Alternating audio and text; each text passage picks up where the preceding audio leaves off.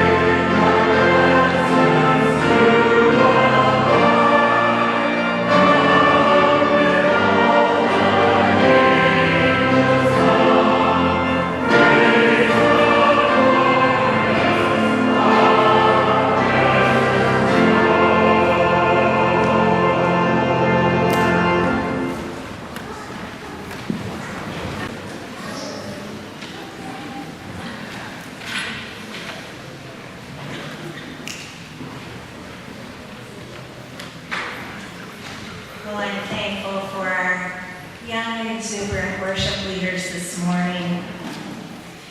Let us turn our hearts and minds to God in prayer.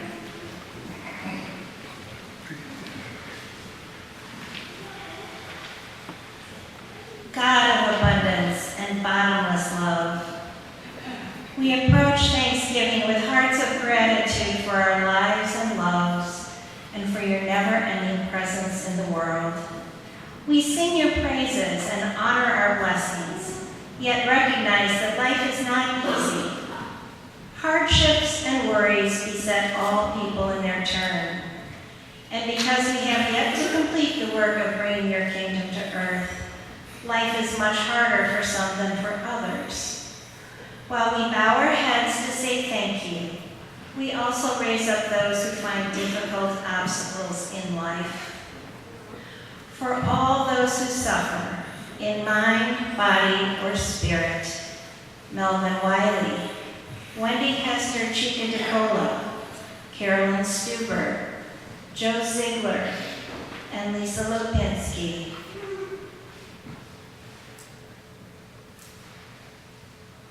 Lord, in your mercy,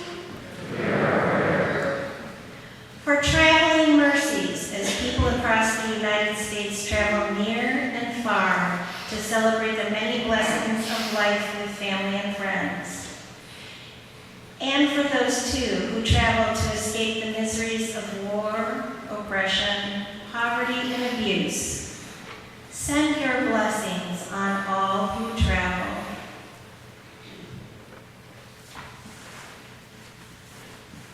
Lord, in your mercy, we give thanks for those who dedicate themselves to serving the refugee, the prisoner, the poor, and the abused, especially today our new neighbors at the Chatham County Family Justice Center.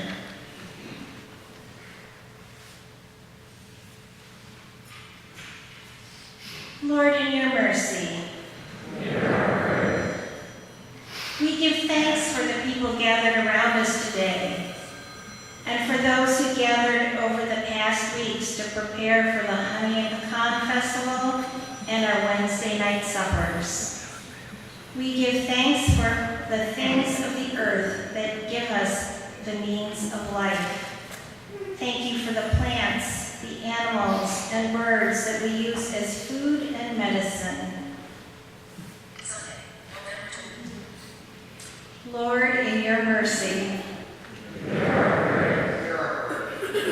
thank you for the natural world in which we find the means to be clothed and housed.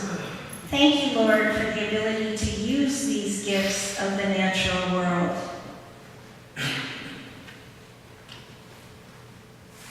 Lord, in your mercy, help us to see our place among these gifts, not to squander them or think of them as means for selfish gain. May we respect the life of all you have made. May our spirits be strengthened by using only what we need, and may we use our strength to help those who need us. Lord, in your mercy, hear our prayer.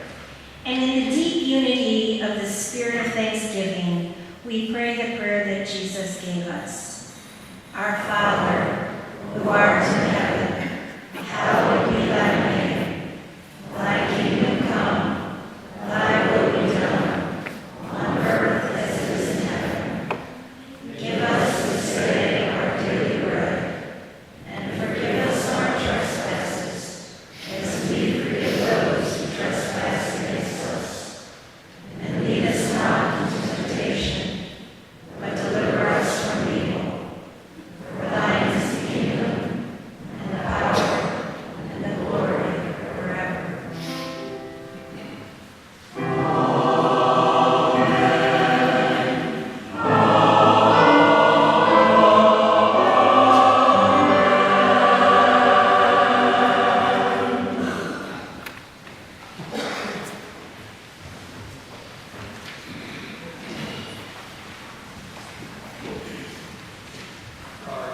This is Stewardship Month, and this time of year, we always invite particular members of the church to share part of their story. It's always a great way to get to know somebody better and share part of their faith journey. And today we actually have two people sharing with us. One of them you have seen on the stage from time to time, but you really haven't had a chance to hear her story.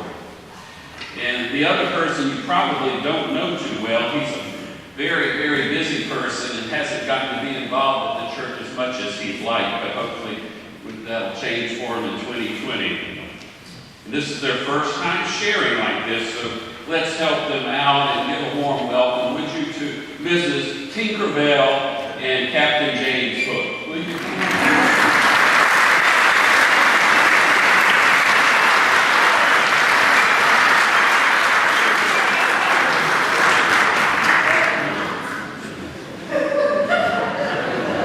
Really want to thank you both for being here today and being willing to share part of your journey. Oh, I'm really glad to be here, Billy. I love to come to Asbury, and I want to show everybody my new holiday outfit. Thanksgiving and Christmas and New Year's. How do y'all like it?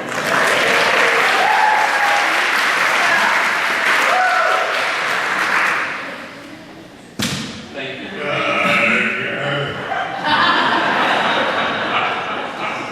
Hey, let's begin with you. Can you tell us a little bit about your faith background? Did you grow up going to church? Oh, yes.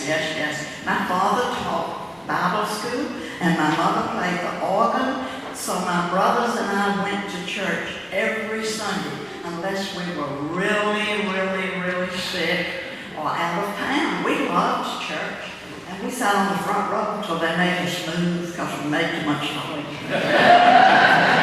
Well, what was your church like? Oh, it was wonderful church. It accepted everybody, black and white, varies and non-varies. I'm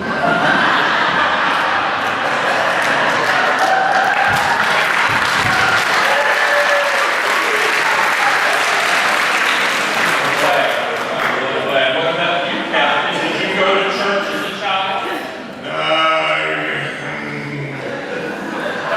I guess I'll take that as an affirmative. What was it like for you? We had a great church. My father Blackbeard was the head deacon, but our church was only for pirates. Just for pirates? White pirates. Oh dear, right. Were women allowed at your church? Foolish man, of course there were women at the church. Who do you think did all the work? What do you mean? We told the women what to do. Women are to be submissive. That little pixie over there should not be standing on the same stage that I'm standing on. Captain, we have a very different perspective here at Asbury Memorial. I know you didn't get to participate in the new member orientation class. We could explain it to you here. It's very different. I've got a feeling we're going to stretch you here a little bit at Asbury because we believe that love is what's really important. To love our neighbor as we love ourselves. Oh, please spare me. Well, let's change the subject for a second. What about giving? Let's talk about giving. What did your churches teach you about stewardship? Well, my church taught me that God gives us everything, and everything belongs to Him. And so, of course, we want to give back just to show God that we're thankful. So we do. I was taught to give back, and we give at least 10%. You know, 10% is called a tithe.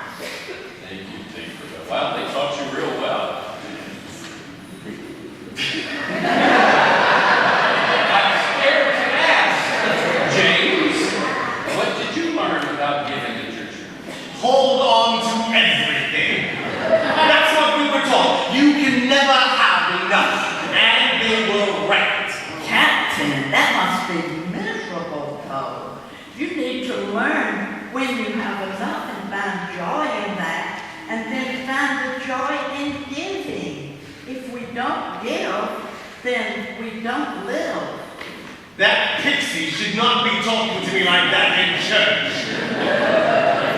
But she's right, Captain. I know that the two of you have traveled all over the world. Well, in Israel, as you know, there are two seas, and one of them is the Sea of Galilee. And Tinkerbell... I know all about the Sea of Galilee. Yeah, it's a beautiful sea. Oh, it's got millions of different kinds of fish in it, and it's got trees and plants growing all around it, and the people there, they love living there because they appreciate and are thankful for all God has given them there at church, at the Sea of Galilee. It's a beautiful place. Well, the other sea is called the Dead Sea. Oh, the Dead Sea! Oh, I love that! Let's sail for it tomorrow! I don't think you'd like it, because there's no life there at all. No fish, no vegetation, no trees, no birds. But what's interesting is that both seas, both bodies of water are fed by the very same river, the Jordan River. Now, why are two seas that are fed by the same source so different? I know. Because one of them receives water and it flows through it, just like you talked about in your sermon a couple of weeks ago, Billy, that when we have our resources and our money is like water, it should flow through us and then out to serve other people. So one of the Sea of Galilee receives water, and then it takes what it needs and it gives it out the other end. That's right. But the Dead Sea is different. It doesn't have an outlet. Water doesn't flow through it. It receives water, but keeps it all to itself, and it becomes stagnant, deadly. And you know that's how it is with life too. If we hold on with things, we become like that branch over there that you see. I know you don't want to do that. I surely don't want to do that. I want to be like the Sea of Galilee and let all my resources flow through me. Well, you know what they say, if you only receive but do not give, then you do not live. Wow, that's great. Well, you know, this is our pledge. The time of year we make our pledges for the new year. Do you know about that? I do. Yes, and that's why I brought my pledge card today. I want to let my resources flow through me. So may I put my pledge card down? That'd be great. Thank you. Sherry, take Tinkerbell music.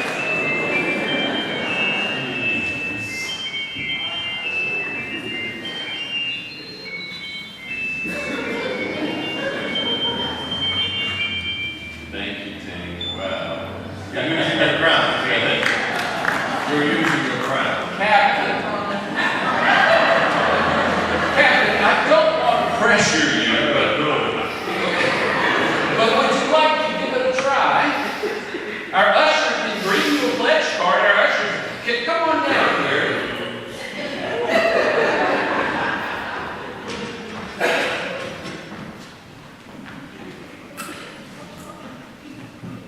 No pressure.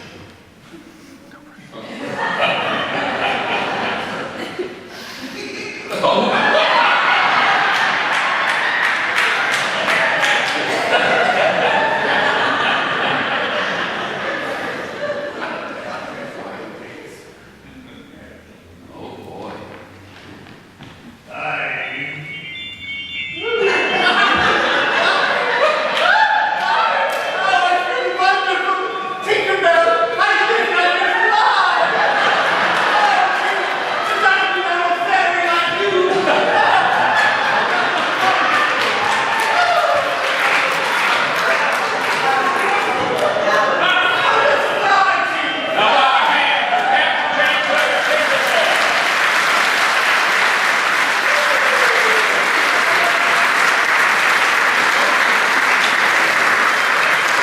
We did something different this year. We had 2 Sundays where we offered our first pledges because we realized maybe some people couldn't be here for one Sunday.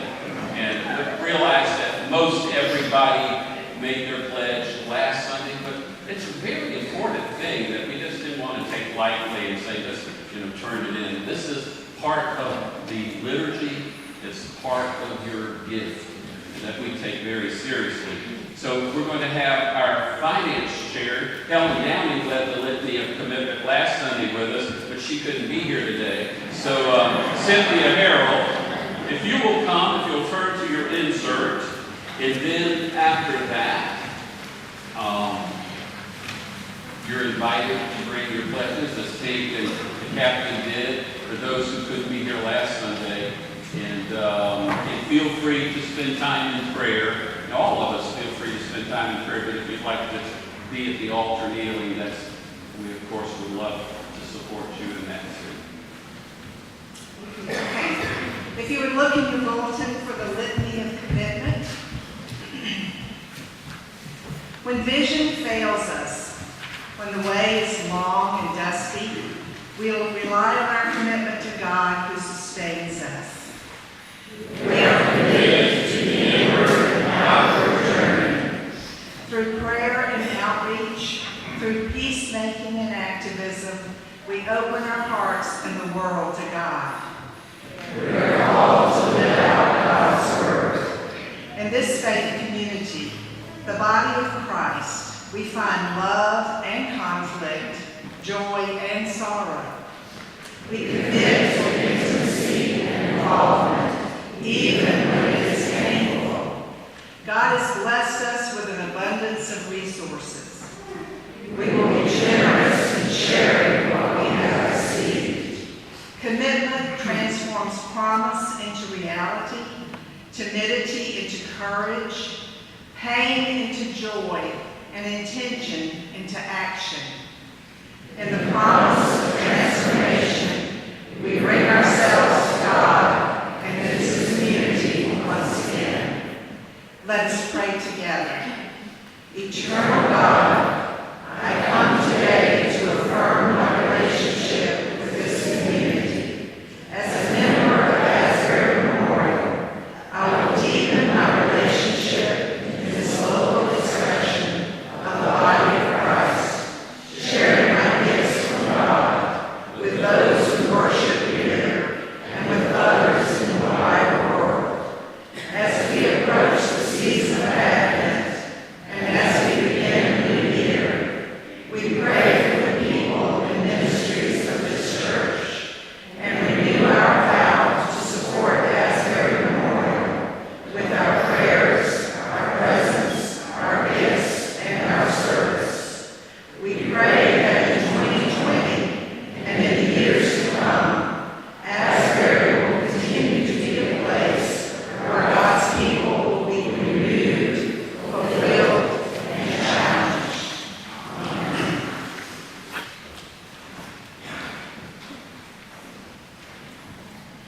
The scripture today is from Luke 17:11 through 19. Now on his way to Jerusalem, Jesus traveled along the border between Samaria and Galilee. As he was going into a village, 10 men who had leprosy met him. They stood at a distance and called out in a loud voice, "Jesus, Master, have pity on us." When he saw them, he said, "Go, show yourselves to the priests." And as they went, they were cleansed. One of them, when he saw that he was healed, came back, praising God in a loud voice. He threw himself at Jesus' feet and thanked him. And he was a Samaritan. Jesus asked, "Were not all 10 cleansed? Where are the other 9? Has no one returned to give praise to God except this foreigner?" Then he said to him, "Rise and go. Your faith has made you well." The word of God for the people of God. Thanks be to God.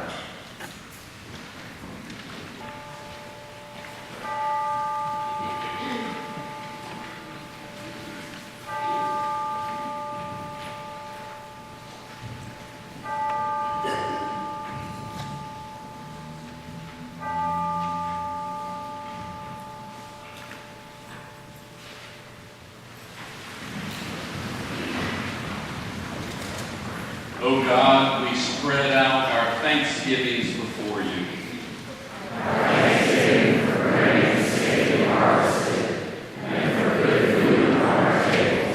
O God, we spread out our thanksgivings before you.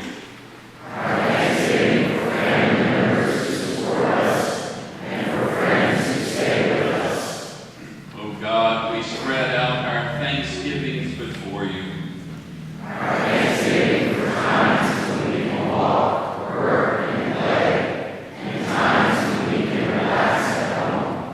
O God, we spread out our thanksgivings before you.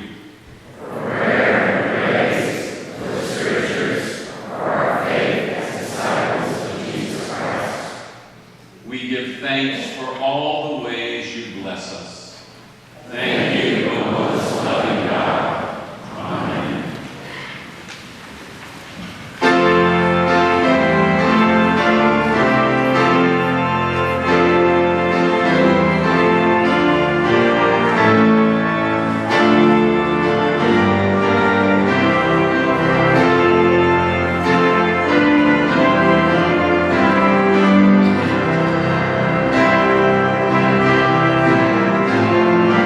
Amen.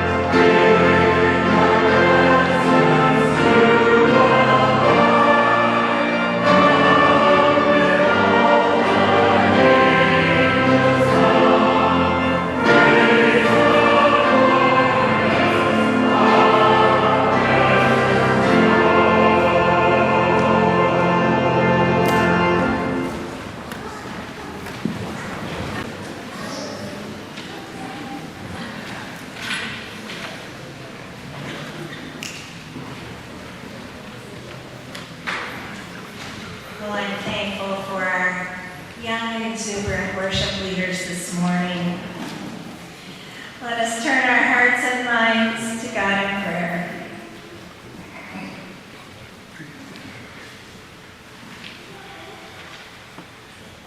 God of abundance and bottomless love, we approach Thanksgiving with hearts of gratitude for our lives and loves and for your never-ending presence in the world.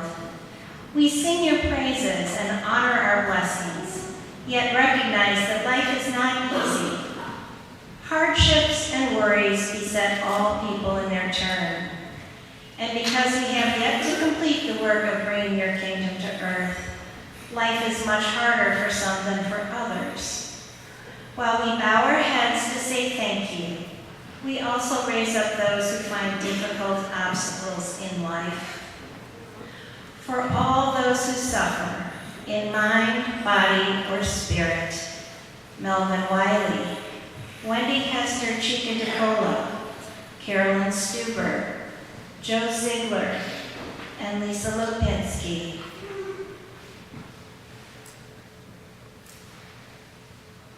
Lord, in your mercy, for traveling mercies as people across the United States travel near and far to celebrate the many blessings of life with family and friends. And for those, too, who travel to escape the miseries of war, oppression, poverty, and abuse. Send your blessings on all who travel.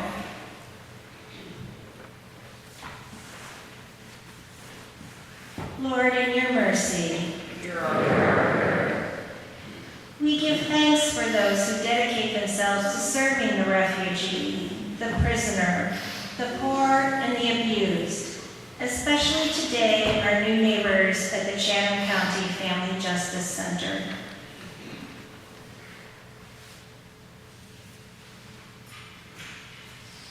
Lord, in your mercy, we give thanks for the people gathered around us today, and for those who gathered over the past weeks to prepare for the Honey and Pecan Festival and our Wednesday night suppers. We give thanks for the things of the earth that give us the means of life. Thank you for the plants, the animals, and birds that we use as food and medicine. Lord, in your mercy, thank you for the natural world in which we find the means to be clothed and housed. Thank you, Lord, for the ability to use these gifts of the natural world.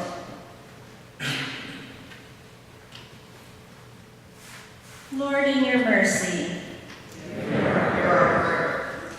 help us to see our place among these gifts, not to squander them or think of them as means for selfish gain. May we respect the life of all you have made. May our spirits be strengthened by using only what we need, and may we use our strength to help those who need us. Lord, in your mercy, hear our prayer. And in the deep unity of the spirit of thanksgiving, we pray the prayer that Jesus gave us. Our Father, who art in heaven, hallowed be thy name. Thy kingdom come, thy will be done, on earth as it is in heaven.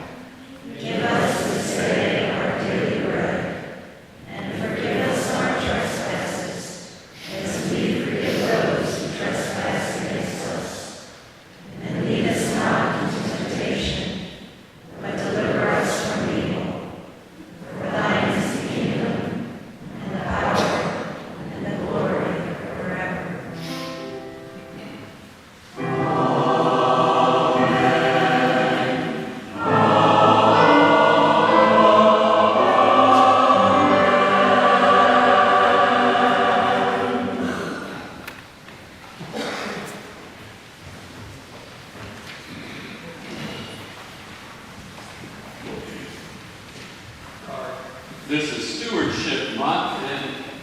time of year, we always invite particular members of the church to share part of their story. It's always a great way to get to know somebody better and hear part of their faith journey. And today we actually have two people sharing with us. One of them you have seen on the stage from time to time, but you really haven't had a chance to hear her story. And the other person you probably don't know too well. He's a very, very busy person and hasn't gotten to be involved with the church as much as he'd like, but hopefully that'll change for him in 2020.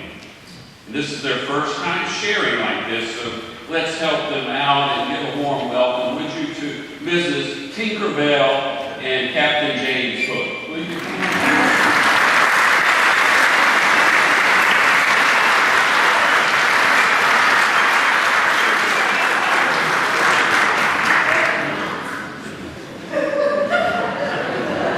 Really want to thank you both for being here today and being willing to share part of your journey. Oh, I'm really glad to be here, Billy. I love to come to Asbury, and I wanted to show everybody my new holiday outfit. Thanksgiving and Christmas and New Year's. How do y'all like it?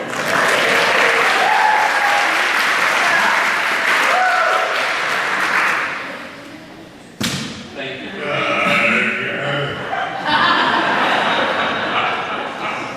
Hey, let's begin with you. Can you tell us a little bit about your faith background? Did you grow up going to church? Oh, yes. My father taught Bible school, and my mother played the organ, so my brothers and I went to church every Sunday, unless we were really, really, really sick or out of town. We loved church, and we sat on the front row until they made us move because we made too much noise. Well, what was your church like? Oh, it was wonderful church. It accepted everybody, black and white, varies and non-varies.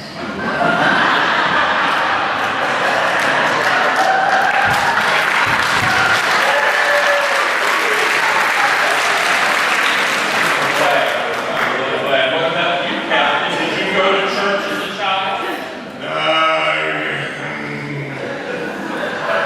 I guess I'll take that as an affirmative. What was it like for you? We had a great church. My father Blackbeard was the head deacon, but our church was only for pirates. Just for pirates? White pirates. Oh dear, right.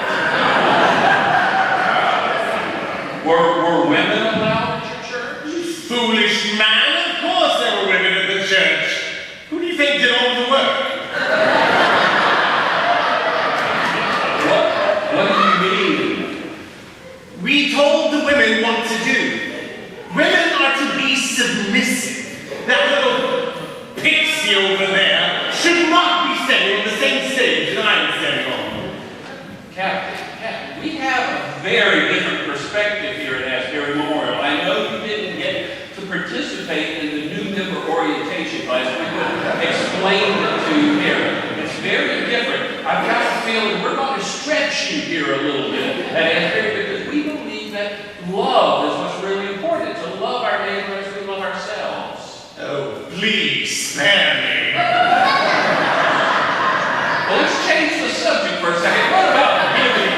Let's talk about giving. What did your churches teach you about stewardship? Well, my church taught me that God gives us everything, and everything belongs to Him. And so, of course, we want to give back just to show God that we're thankful. So we do. I was taught to give back, and we give at least 10%. You know, 10% is called a tithe. Thank you, Tinkerbell. Wow, they taught you real well. I'm scared to ask. James, what did you learn about giving at your church? Hold on to everything. That's what we were taught. You can never have enough. And they were right. Captain, that must be miserable, though. You need to learn when you have enough and find joy in that, and then find the joy in giving. If we don't give, then we don't live. That pixie should not be talking to me like that in church. But she's right, Captain. I know that the two of you have traveled all over the world. Well, in Israel, as you know, there are two seas, and one of them is the Sea of Galilee. And Tinkerbell... I know all about the Sea of Galilee. Yeah, it's a beautiful sea. Oh, it's got millions of different kinds of fish in it, and it's got trees and plants growing all around it, and the people there, they love living there because they appreciate and are thankful for all God has given them there at church, at the Sea of Galilee. It's a beautiful place. Well, the other sea is called the Dead Sea. Oh, the Dead Sea! Oh, I love that! Let's sail for it tomorrow! I don't think you like it, because there's no life there at all. No fish, no vegetation, no trees, no birds. But what's interesting is that both seas, both bodies of water, are fed by the very same river, the Jordan River. Now, why are two seas that are fed by the same source so different? I know. Because one of them receives water and it flows through it, just like you talked about in your sermon a couple of weeks ago, Billy, that when we have our resources and our money is like water, it should flow through us and then out to serve other people. So one of the Sea of Galilee receives water and then it takes what it needs and it gives it out the other end. That's right. But the Dead Sea is different. It doesn't have an outlet. Water doesn't flow through it. It receives water, but keeps it all to itself, and it becomes stagnant, deadly. And you know that's how it is with life too. If we hold on with things, we become like that branch over there that you say. I know you don't want to do that. I surely don't want to do that. I want to be like the Sea of Galilee and let all of my resources flow through me. Well, you know what they say, if you only receive but do not give, then you do not live. Wow, that's great. Well, you know, this is our pledge. The time of year we make our pledges for the new year. Do you know about that? I do. Yes, and that's why I brought my pledge card today. I want to let my resources flow through me. So may I put my pledge card down? That'd be great. Thank you. Sherry, Tinkerbell music.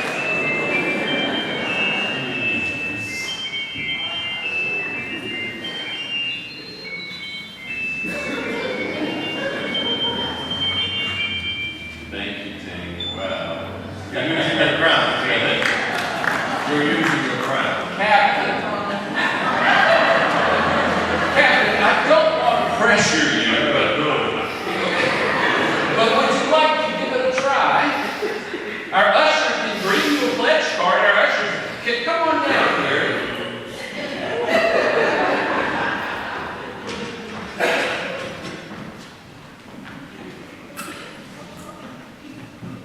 No pressure.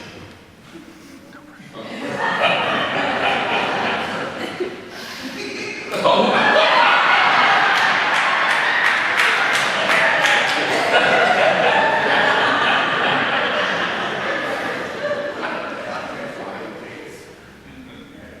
Oh boy.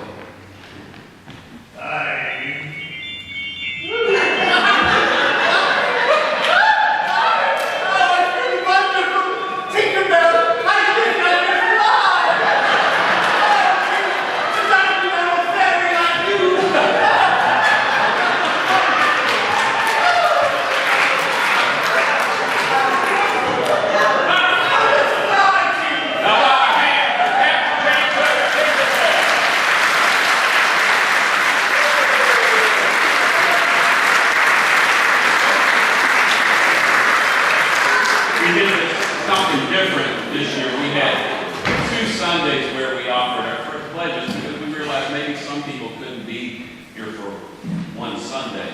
And we realized that most everybody made their pledge last Sunday, but it's a very important thing that we just didn't want to take lightly and say just, turn it in. This is part of the liturgy. It's part of your gift that we take very seriously. So we're going to have our finance chair. Ellen Downing led the litany of commitment last Sunday with us, but she couldn't be here today. So Cynthia Harrell, if you will come, if you'll turn to your insert, and then after that, you're invited to bring your pledges, as Kate and the captain did, for those who couldn't be here last Sunday. And feel free to spend time in prayer. And all of us feel free to spend time in prayer, but if you'd like to be at the altar kneeling, we of course would love to support you in that too. Okay. If you would look in your bulletin for the litany of commitment. When vision fails us, when the way is long and dusty, we'll rely on our commitment to God who sustains us. We are committed to the inward and outward journey. Through prayer and outreach, through peacemaking and activism, we open our hearts and the world to God. We are called to live out God's word. In this faith community, the body of Christ, we find love and conflict, joy and sorrow. We commit to intimacy and involvement, even when it is painful. God has blessed us with an abundance of resources. We will be generous in sharing what we have received. Commitment transforms promise into reality, timidity into courage, pain into joy, and intention into action. In the promise of transformation, we bring ourselves to God and this community once again. Let us pray together. Eternal God, I come today to affirm my relationship with this community.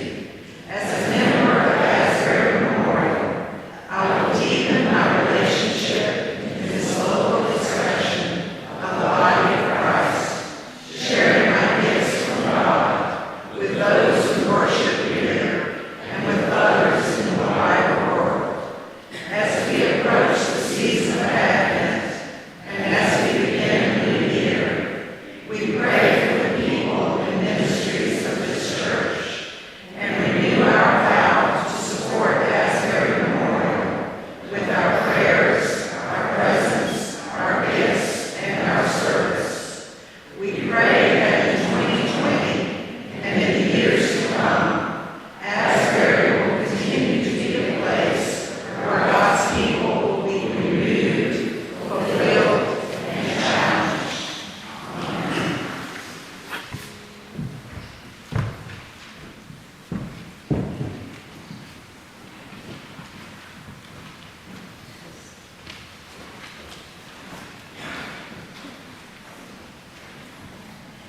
The scripture today is from Luke 17:11 through 19. Now on his way to Jerusalem, Jesus traveled along the border between Samaria and Galilee. As he was going into a village, 10 men who had leprosy met him. They stood at a distance and called out in a loud voice, "Jesus, Master, have pity on us." When he saw them, he said, "Go, show yourselves to the priests." And as they went, they were cleansed. One of them, when he saw that he was healed, came back, praising God in a loud voice. He threw himself at Jesus' feet and thanked him. And he was a Samaritan. Jesus asked, "Were not all 10 cleansed? Where are the other 9? Has no one returned to give praise to God except this foreigner?" Then he said to him, "Rise and go. Your faith has made you well." The word of God for the people of God.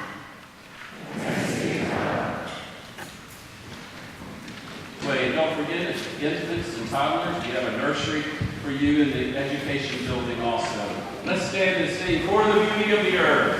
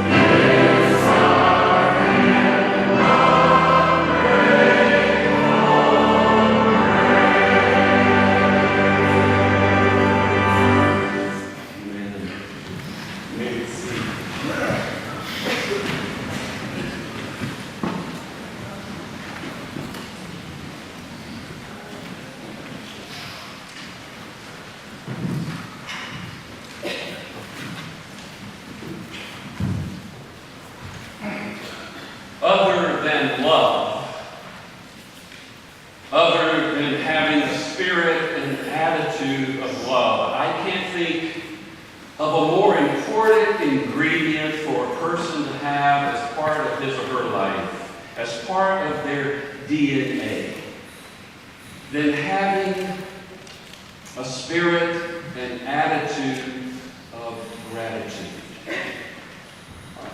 The Roman philosopher Cicero, who was born about 100 years before Christ, said that gratitude is not only the greatest of virtues, but the parent of all the others.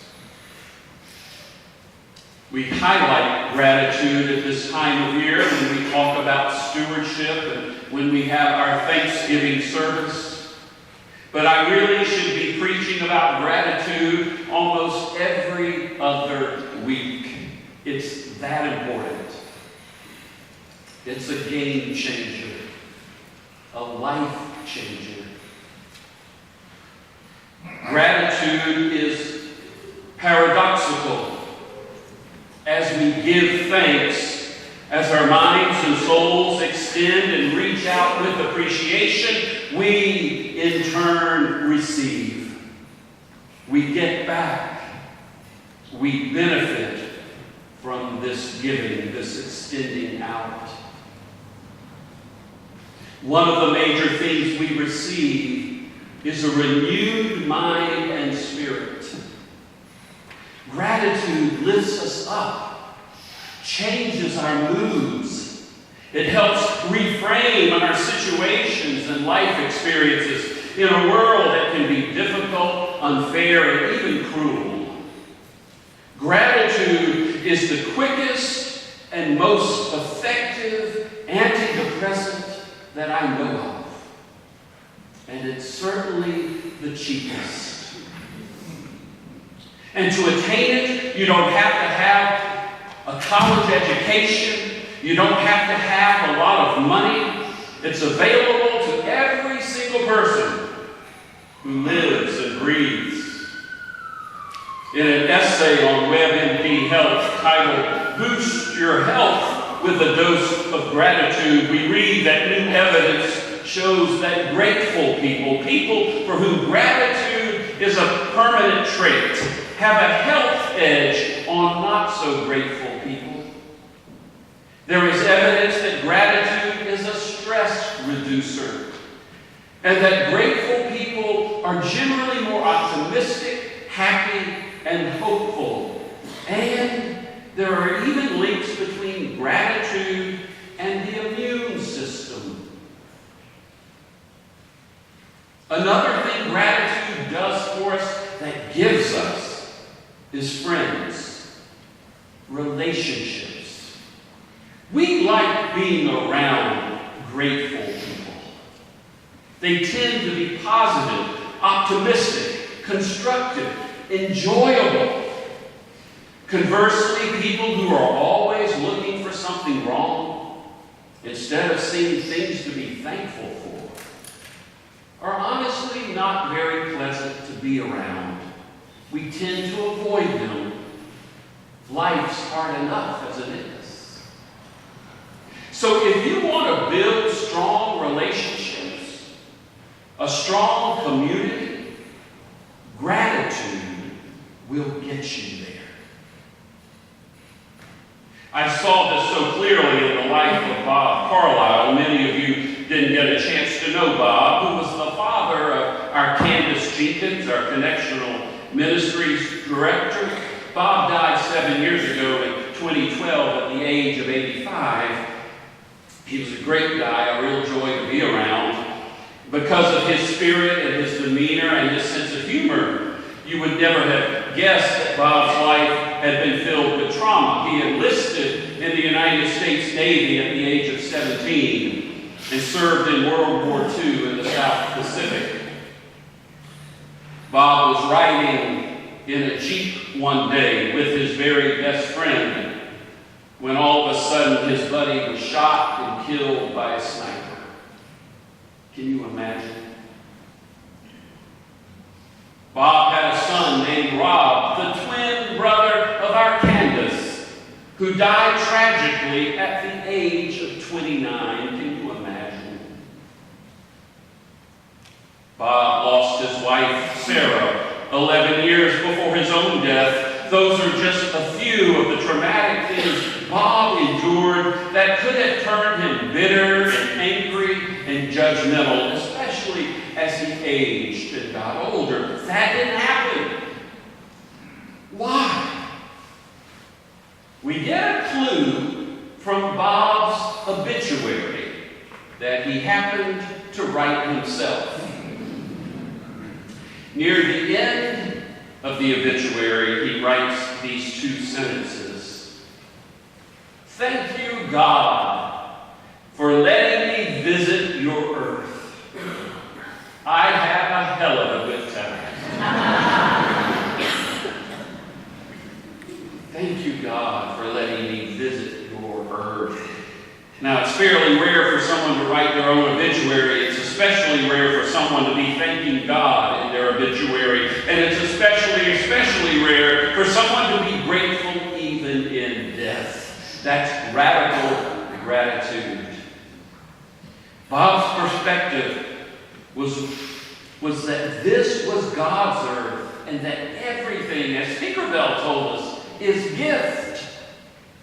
So Bob lived with a spirit and attitude of gratitude, and it enabled him to live life to the fullest, even in the midst of difficulties. Gratitude is a remarkable gift, a remarkable medicine. Now, with all of the good perks that come with gratitude, helping with depression, helping your immune system, helping you gain friends, help you enjoy life more, you would think that everyone would be jumping onto the gratitude bandwagon, that everyone would make gratitude a priority. But that's not the case according to our text today.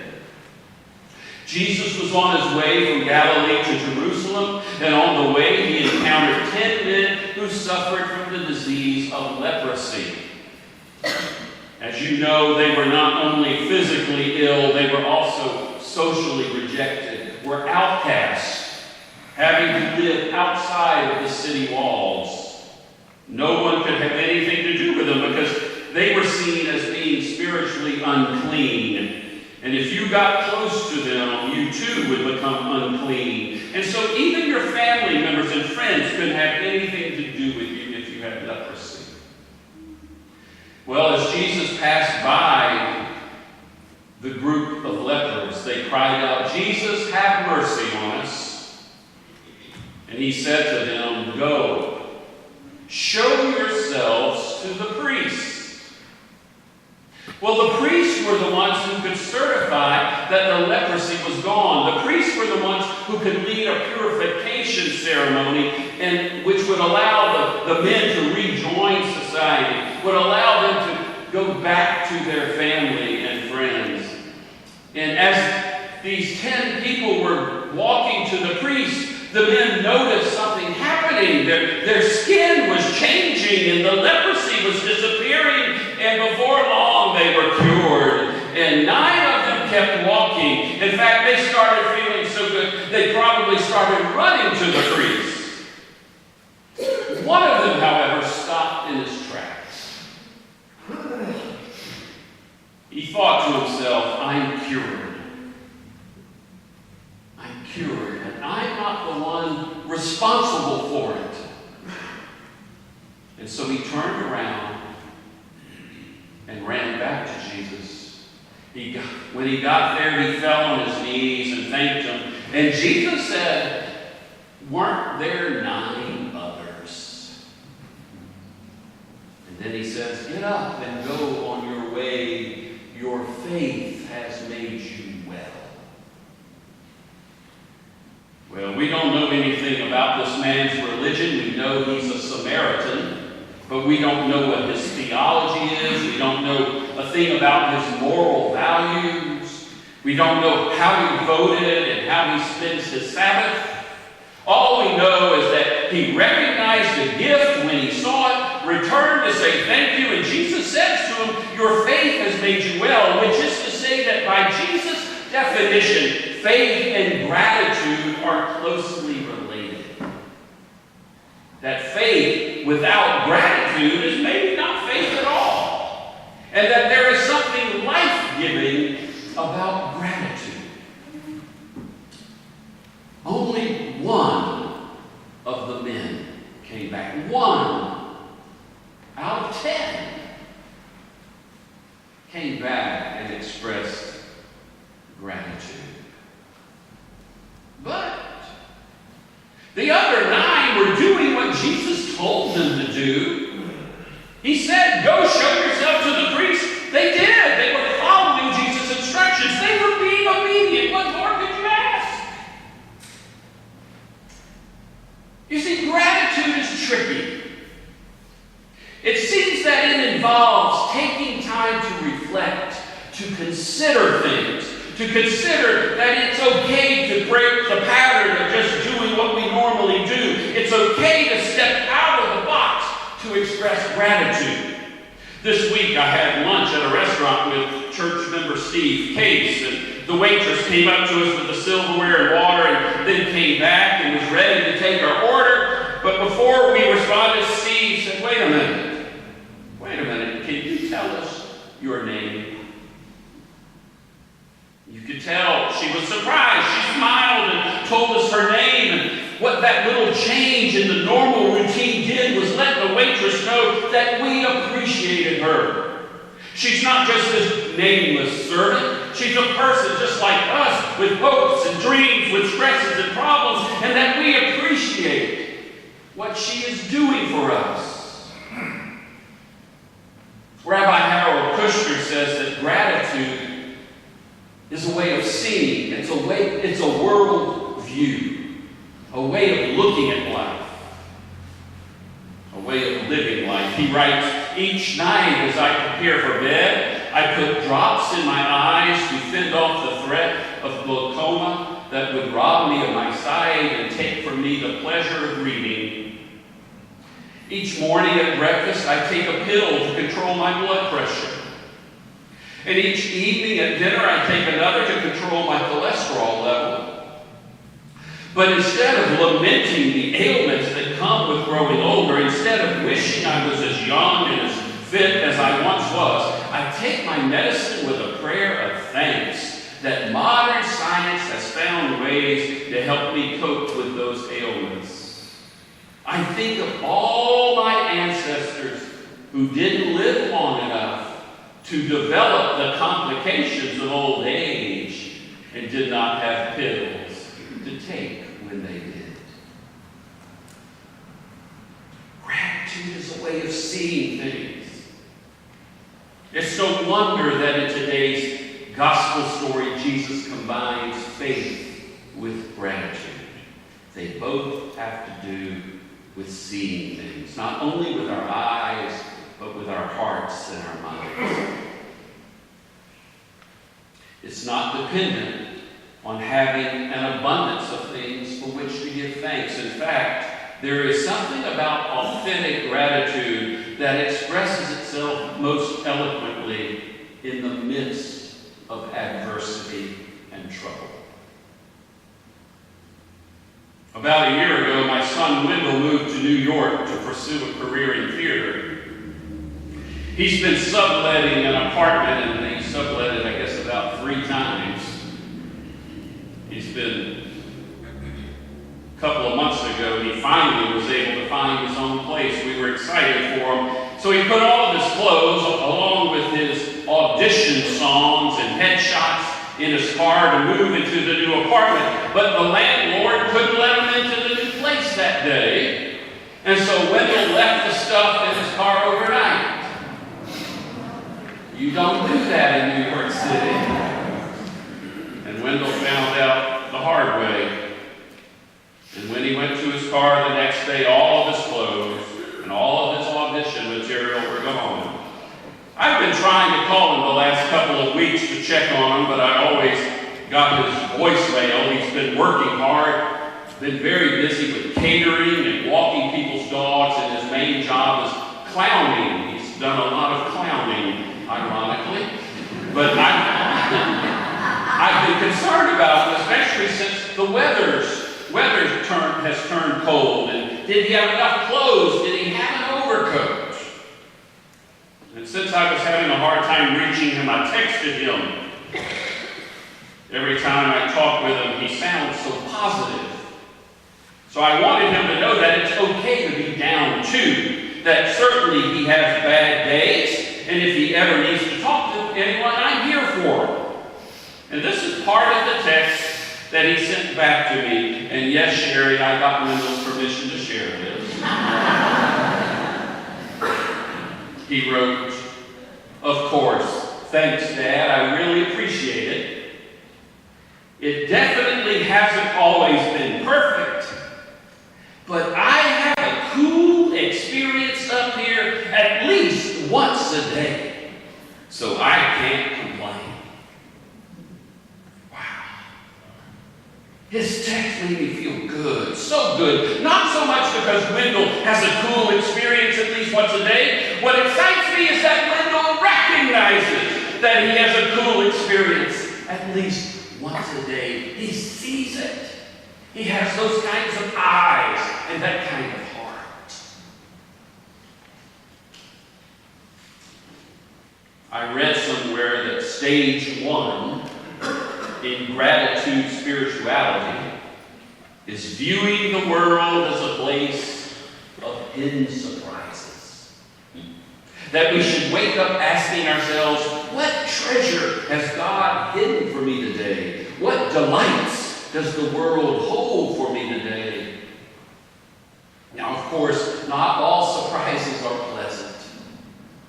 In addition to the major calamities of life, every day has its minor problems and setbacks. How can we be grateful for such things? Sometimes it takes a lot of study and reflection and prayer and creative thinking. And that's why I'm always reminded of that wonderful poem by Ogden Nash that I like to read every Thanksgiving. Ogden Nash, by the way, it was an American poet, born I think around 1902 in the early 1900s. He briefly lived in Savannah when he was young. His family lived in Juliette Gordon Lowe's carriage house. He was known for his humorous poetry. When Thanksgiving came twice, who stood proud as that grateful optimist, Mr. McCloud? Things you and I would deeply implore, McCloud found reasons to be thankful for. And this was his conscientious attitude. Double Thanksgiving, double gratitude. Whatever happened, no matter how hateful, McCloud found reasons for being grateful. To be grateful, he had to strain his wits. Had he hiccups, he was grateful it wasn't fits. Had he hives, he was grateful it wasn't measles. Had he mice, he was grateful it wasn't weasels. Had he roaches, he was grateful it wasn't tarantulas. Did his wife go to San Francisco? He was grateful it wasn't Los Angeles. Mrs. McCloud, on the other hand, was always complaining to beat the man. If she had mumps, she had no tonic. She had to be told to be grateful it wasn't bubonic. If the cook walked out, she would scream like a mink. Instead of being grateful, she still had to stink. So she tired of her husband's cheery note and stuffed the tea tray down his throat. He remarked from the floor where he was reclining, "I'm just a McCloud with a silver lining."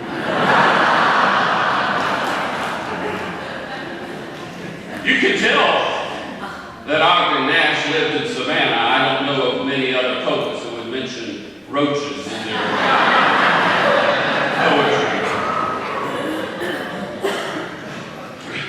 Thank God for the McClouds of the world, people who have an attitude of gratitude, who have a special way of seeing things, of viewing the world. Thank God for the mess to clean up after a party, because it means I have been surrounded by friends. Thank God for the taxes I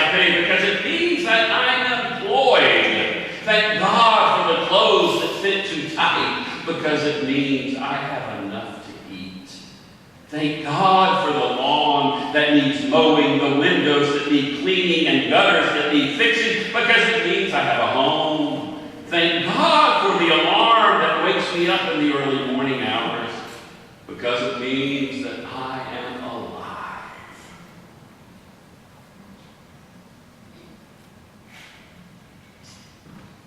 In 1636, a minister by the name of Martin Riegert came to a little town called Eilenburg, Germany.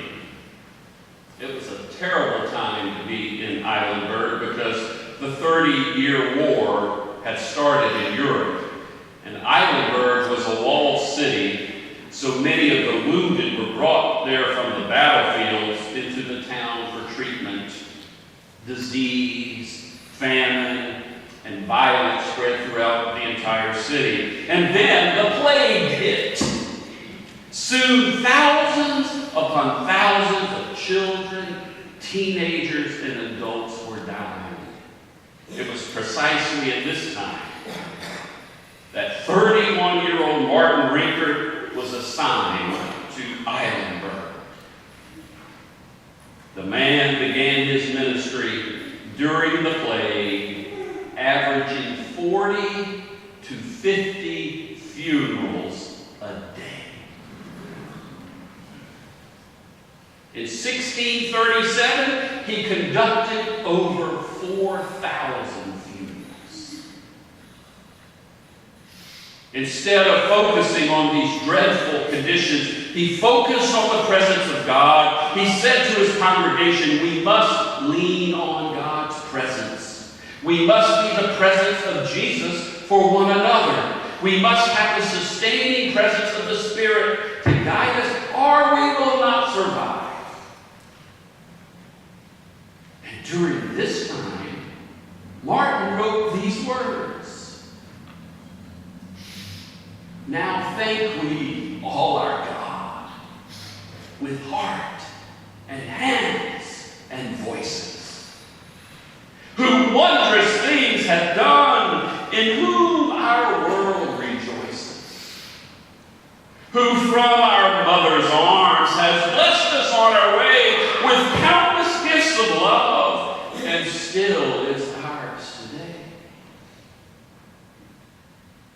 Oh, may this bounteous God through all our life be near us, with ever joyful hearts and blessed peace to cheer us, and keep us still in grace, and guide us when perplexed, and free us from all ills in this world and the next.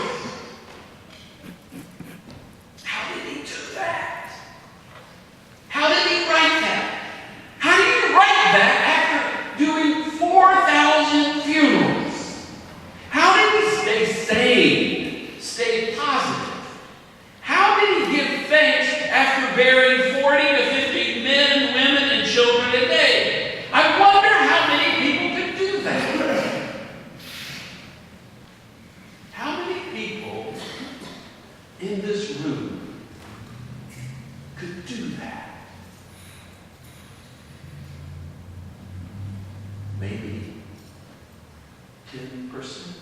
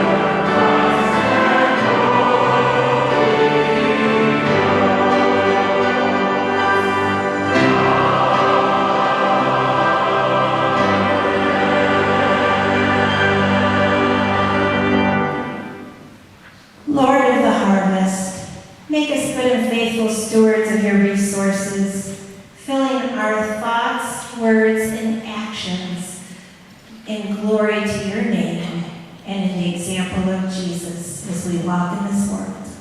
Amen. Will you be seated for just a moment? And first, let me thank again the choir and our musicians today. Thank you for your ministry. It was fabulous.